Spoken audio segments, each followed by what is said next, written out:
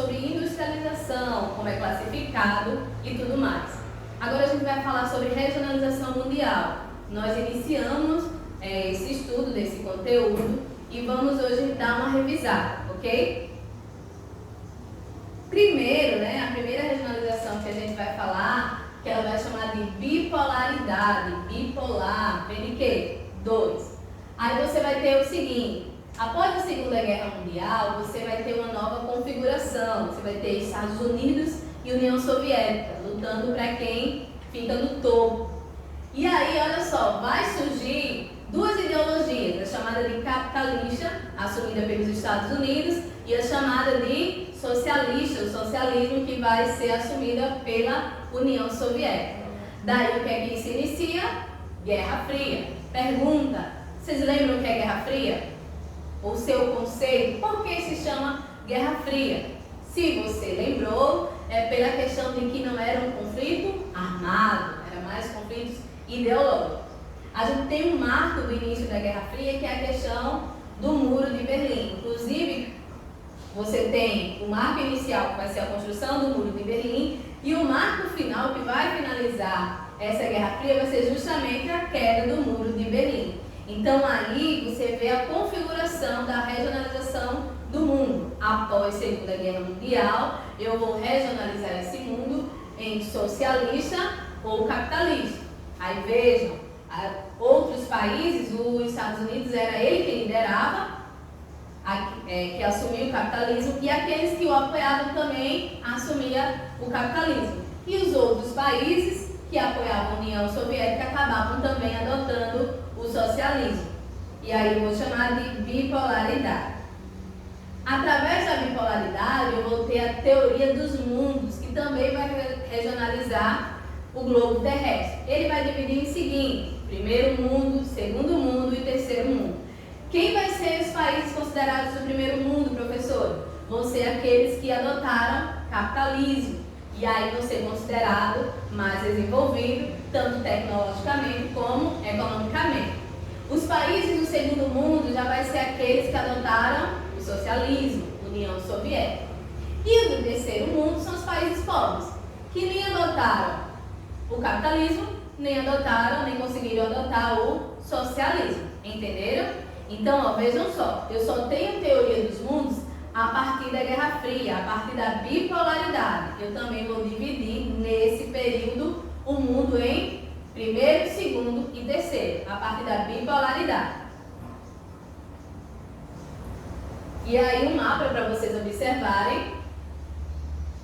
Quem está pintadinho ali, de azul, seriam aqueles considerados de primeiro mundo. Aqui, os que são de vermelho são os considerados de segundo mundo. E os que são pintados de verde são os considerados de terceiro mundo.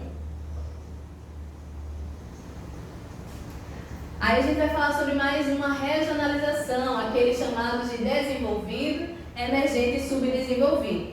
Aí vem, após a Segunda Guerra Fria, lá na década de 90, eu vou dividir, vou regionalizar o mundo novamente. Mas agora, não mais em capitalismo e socialismo, essas duas ideologias, mas eu vou dividir em desenvolvido, subdesenvolvido e eu acrescentei aqui emergente, para a gente entender, tá? As características principais, eu vou ter uma hegemonia do mundo capitalista, eu vou ter essa nova regionalização do espaço mundial e eu vou ter essa regionalização de acordo com o desenvolvimento do país. Então, se o país ele é desenvolvido, eu vou considerá-lo, a própria palavra, desenvolvido. Se ele não é tão desenvolvido, ou ele é pobre, na verdade, ele é considerado pobre, eu não vou chamar pobre, vou chamar de desenvolvido. E aqueles que estão conseguindo sair do subdesenvolvimento, que estão conseguindo se reerguer, subir um pouquinho, ele não é ainda desenvolvido, ele vai ser chamado de emergente. Então, o Brasil, por exemplo, ele é um país emergente. Aí eu vou ter algumas características. Quem é desenvolvido, olha a característica, ele tem elevada renda por pessoa, elevado padrão de vida, alto desenvolvimento tecnológico e ele vai ter a série de empresas transnacionais. Nós já falamos, inclusive, quando vocês estavam no 8º ano, sobre essas empresas, né? Que eram empresas que possuíam sede em determinado país, mas abriam filiais em outros. E essa economia dessas filiais retornava para a sua sede. Os países emergentes, eu tenho baixa renda por pessoa, baixo padrão de vida, eu tenho um desenvolvimento tecnológico não alto, mas mediano, e eu tenho a presença de indústrias, principalmente indústrias internacionais. Países subdesenvolvidos são aqueles que possuem baixa renda por pessoa, baixo padrão de vida, grande dependência tecnológica de países desenvolvidos, e ele tem uma economia primária, né, com base exportadora. Vejam, o que vai diferenciar emergente de subdesenvolvido principalmente vai ser sua tecnologia. Um ele vai possuir mais mediano e o outro ele não possui, ele vai ter dependência, ele vai ser dependente. Aqui ele vai ter indústrias, mas aqui ele vai realizar uma economia primária, lembra? Pecuária, agricultura, extração mineral. Essas são as características dessa regionalização aqui: desenvolvido, emergente e subdesenvolvido. Aí eu tenho desenvolvido Estados Unidos, Canadá, países emergentes, Argentina, Brasil, e subdesenvolvidos, países do continente africano, por exemplo. Aí aqui a gente vai ter outro tipo de regionalização. Agora eu vou chamar de países do norte e países do sul. Mas tem um detalhe aí, observe, quando a gente olha o mapa, a gente estuda lá no 6º ano, hemisfério norte, hemisfério sul, né? Vai ter a linha do Equador, e aqui a parte de cima eu vou chamar de norte, aqui eu vou chamar de sul. E às vezes a gente pode se confundir e achar que essa regionalização aqui de norte e sul está se referindo a porque um está no hemisfério norte e o outro está no hemisfério sul. Está errado. Aqui vai estar se referindo à questão de desenvolvimento também, do desenvolvimento de cada país. Só que se deu que os países desenvolvidos, que são chamados de norte, estão a maioria no norte. E aqueles subdesenvolvidos emergentes vai estar no lado sul. Então foi uma coincidência. Aí você vê, ó, se seguir o traço vermelho aqui, você vê essa divisão de norte e sul. Então nós, Brasil, somos considerados um país do sul em relação ao seu desenvolvimento. Esse é mais um tipo de regionalização. Agora, né, a gente vai ter a nova ordem mundial, o mundo multipolar. Eu iniciei com o mundo bipolar, bipolaridade, socialismo e capitalismo. A gente viu a questão que socialismo e capitalismo também trouxe o conceito da teoria dos mundos, primeiro, segundo e terceiro mundo. Em seguida, nós vimos a questão de subdesenvolvido, emergente e desenvolvido. Vimos depois a questão de norte e sul, que não é em relação à localização do hemisfério, mas em relação ao desenvolvimento desse país. E agora a gente vai ver o mundo multipolar, que aí ele não vai ter essa questão de dividir por países em si. Vai se observar, ó, uma organização de centros e polos. Aqueles centros ou polos que vão ser mais dependentes e aqueles que vão exercer essa questão de ser maior do que os outros. Então eu tenho um nível de desenvolvimento baseado principalmente na tecnologia, no desenvolvimento tecnológico. Vai ter a questão de que vai haver uma dependência tecnológica de certos polos e vai haver ainda uma continuação da desigualdade socioeconômica no mundo. Veja, de todas as regionalizações, a gente observa que elas vão dividir realmente os países. Quem é mais desenvolvido, quem é menos desenvolvido, ou seja, quem é rico e quem é pobre. E aí vai ter o quê? Desigualdade. Aqui continua essa questão de analisar as desigualdades sociais e econômicas do mundo. E aí duas características importantes que a gente traz aqui para vocês é a questão da globalização, né? E aí o mundo ele vai estar interligado socialmente, a questão da economia, a questão da cultura e da política. Então você observa, né, O quanto a gente pode analisar que uma cultura de determinado país está no Brasil, por exemplo. A gente pode até se confundir na música, na forma de se vestir, globalização cultural. O quanto da economia, né, ela vai se interligar uma economia à outra. E a outra característica sobre essa nova ordem mundial é a questão de blocos econômicos, grupos de países que vão se juntar para ver essa questão da influência econômica que um vai exercer sobre o outro, principalmente no mundo. E aí eu trago, então, dentre essas organizações internacionais, eu trago para vocês a ONU, né, a Organização das Nações Unidas. Ela vai ser criada em 24 de outubro de 1945, vai possuir 193 países membros, e observem um detalhe aí. Esses países membros, eles contribuem para a ONU, né, para que a ONU faça os seus projetos e programas. E aí essa contribuição como é feita? Cada país escolhe quanto vai contribuir, quantos porcentos ele vai contribuir para a ONU.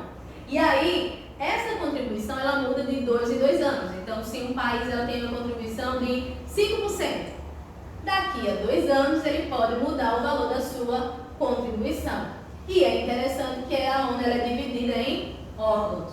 Só para vocês observarem aqui o símbolo, né? Eu tenho um mapa, e é um mapa mundi, né? Que vai localizar o mundo, porque esse símbolo vai justamente ser fiel à sua sigla, o que ela quer dizer, Organização das Nações Unidas, mostrar que as nações estão em união. E agora a gente vai ver os principais órgãos da ONU.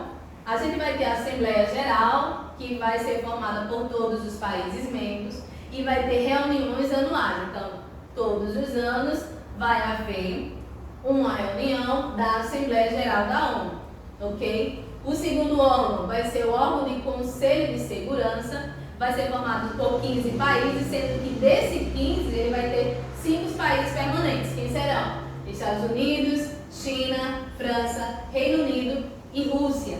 E aí, ó, outro detalhe, esses 5 países ele vai ter poder de voto. Então, digamos que estamos em uma reunião da ONU, onde vai se falar se esse Conselho de Segurança vai intervir em determinado país que está tendo uma guerra civil.